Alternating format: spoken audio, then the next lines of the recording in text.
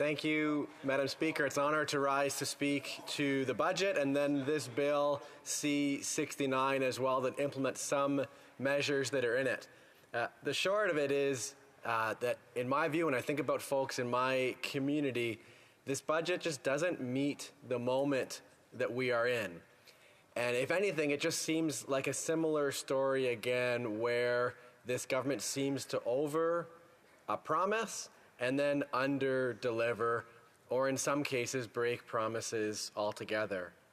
I'd like to start though first with a couple of items that I appreciate that will help folks in my community. I think it's important to point out that there are good measures in this implementation bill. One example is there's a provision included to deny income tax deductions for non-compliant short-term rentals. It was first announced in the fall economic statement. I think it's a really important measure to move ahead with as we look to address the housing crisis and remove various incentives that are in place for those who are actually removing rental units from the housing market. Secondly, for parents who are mourning the loss of a child, there's a provision in this bill that will extend the Canada Child Benefit 6 months after a child's death, which is, the least that the federal government can do to support parents in such a difficult, unimaginable time. On the whole, though, when taking a step back at the budget and this bill, I'm concerned that it just doesn't follow through on big promises that this government made.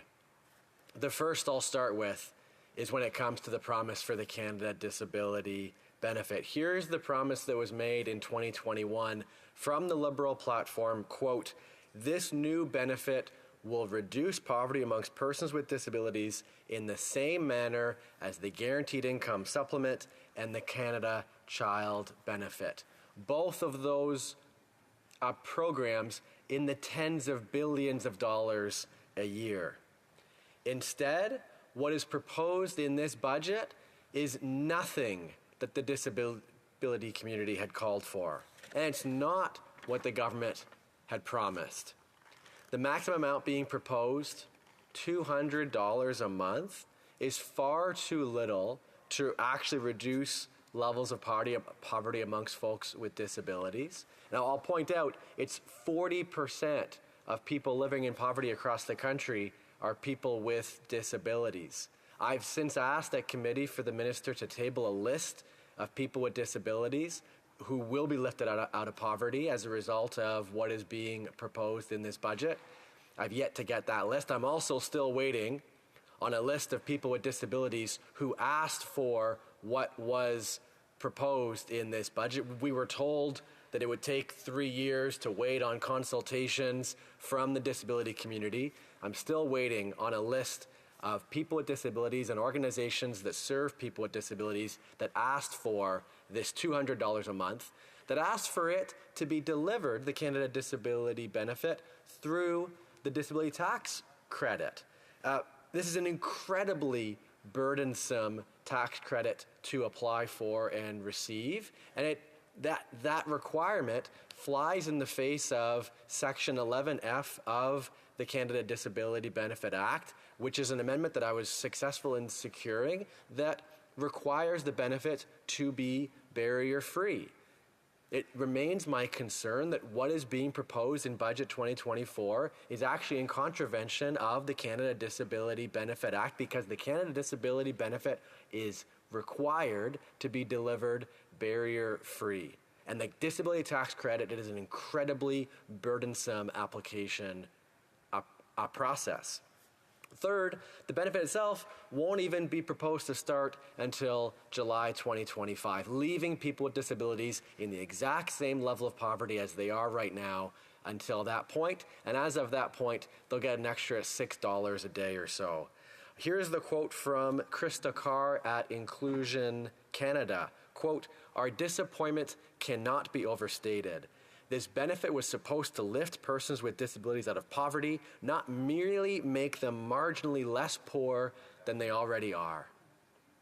Another promise that this budget made, that this government made in this budget, was for tax fairness. Now, the simplest place to start, if we're going to talk about tax fairness, would be an excess profit tax on the largest oil and gas companies in the country. These are companies, the top 5 biggest in Canada alone in 2022, they made $38 billion in profits after they paid shareholders $29 billion in increased dividends and share repurchases. Now, this government has already introduced in the pandemic an excess profit tax on banks and life insurance companies. They called it the Canada Recovery Dividend.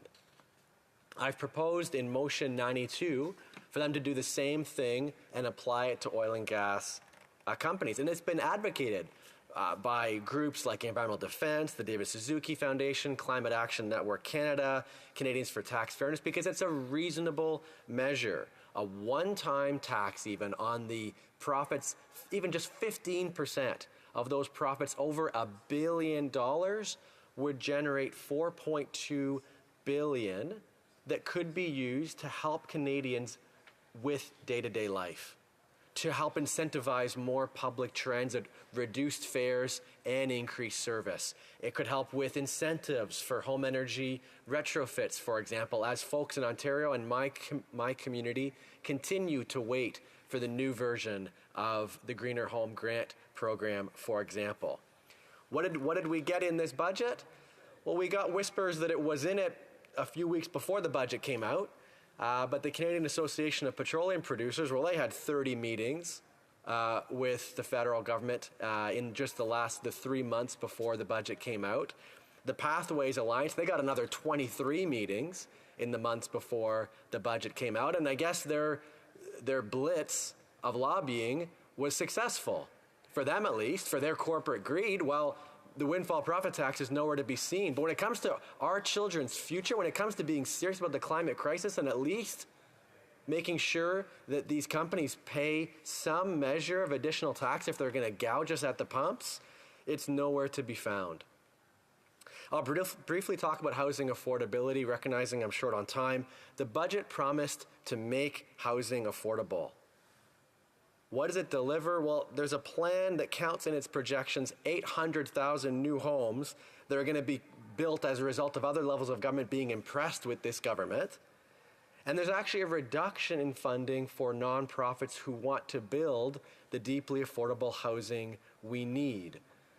I'm really concerned about the Rapid Housing Initiative, for example, and this is true for MPs across the country who have nonprofits in their communities who want to build affordable housing. Our stock of social housing in this country is down to 3.5%. It's the lowest in the G7. If we doubled social housing, we'd still just be middle of the pack. Well, when it comes to the Rapid Housing Initiative, it used to be $750 million a year. As of this year, it looks like this budget is proposing only $100 million total right across the country. Now, the budget also promised to fix the Impact Assessment Act.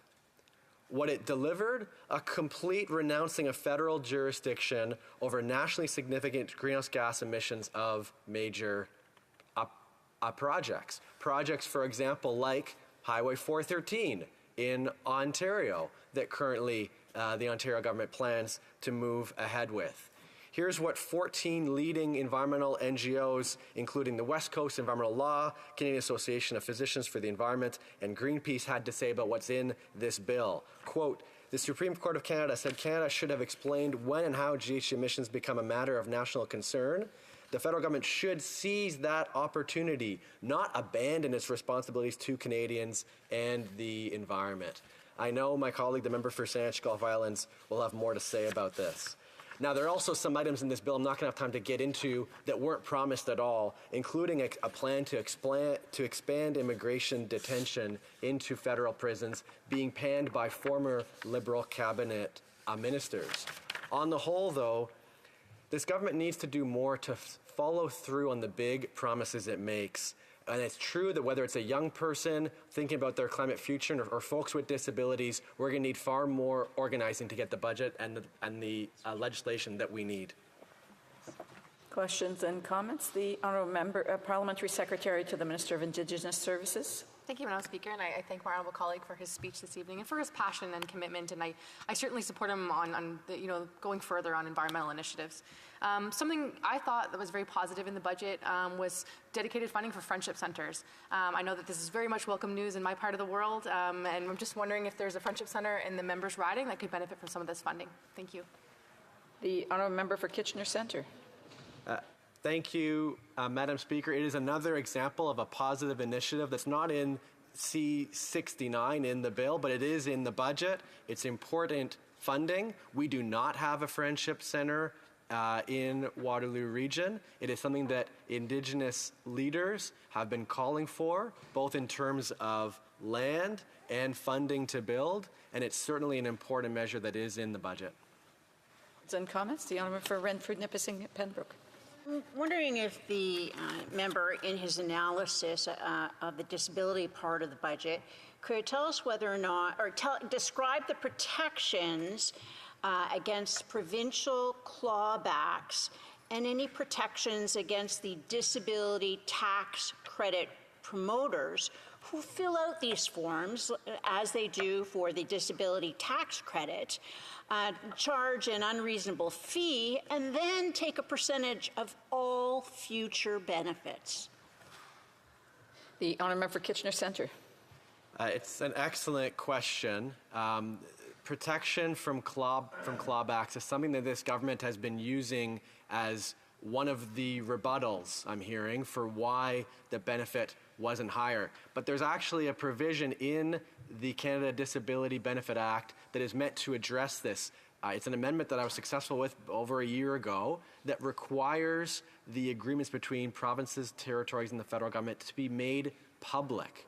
And so those who are saying that they're concerned they can't go further without a clawback being applied, well, the agreement will be made public afterwards, and so no province or territory should attempt to do it because Canadians and folks with disabilities will judge them for it. Now, we also should mention, though, that the Senate had improved the bill that would have done more to prevent the insurance industry from clawing back any benefits from folks with disabilities. That amendment was rejected by this government. It continues to be a significant concern with what's being proposed in the Canada Disability Benefit, as is using the disability tax credit. They should move away from that altogether to make sure that folks with disabilities have barrier-free access to the benefit. Questions and comments? L'Honorable Député de Beau. The Honourable Member for Beauport-Limoilou. Thank you very much, Madam Speaker. You know that hell is paved with good intentions, and this budget also seems to be paved with good intentions, also with interference. My colleague talked about financial support for people who have disabilities. People in my riding have written to me and said they have had a lot of hope in this support, and now they're writing me, they're saying that these amounts are insulting. And everything in terms of social support, it's Quebec jurisdiction. Does my colleague not agree that the federal government should respect its own jurisdiction that it manages and also allow the provinces to support people who have difficulties? Thank you. The Honourable Member Kitchener Centre. Merci. Thank you very much, Madam Speaker.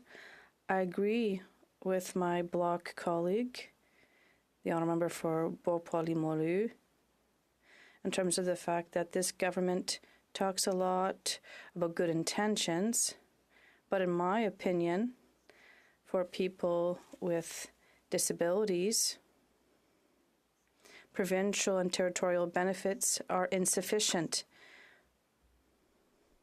because they remain under the poverty line. So in my opinion, the federal government has to create something, a benefit, to enhance the support and go further to increase basic income for all people who have disabilities across the